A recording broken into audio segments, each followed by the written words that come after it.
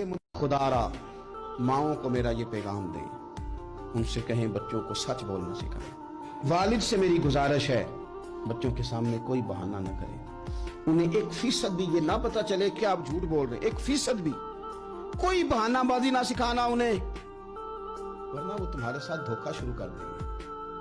वो कॉलेज नहीं जाएंगे पर तुम्हें कहेंगे मैं गया था, वो स्कूल नहीं जाएंगे और तुम्हें कहेंगे मैं गया था, तुम्हारे साथ धोखा करेंगे।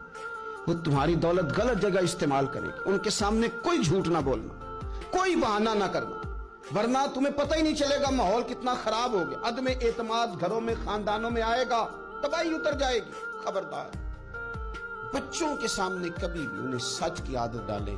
हजरत आयशा कहती है, मैंने सैयदा फातिमा से बड़ा किसी को सच्चा, उसका नतीजा निकला ना कि इमाम हसन से बड़ा सच्चा कोई नहीं, इमाम हुसैन से बड़ा सच्चा कोई नहीं, सैयदा ज़ैनब से बड़ा सच्चा भी। फिर सच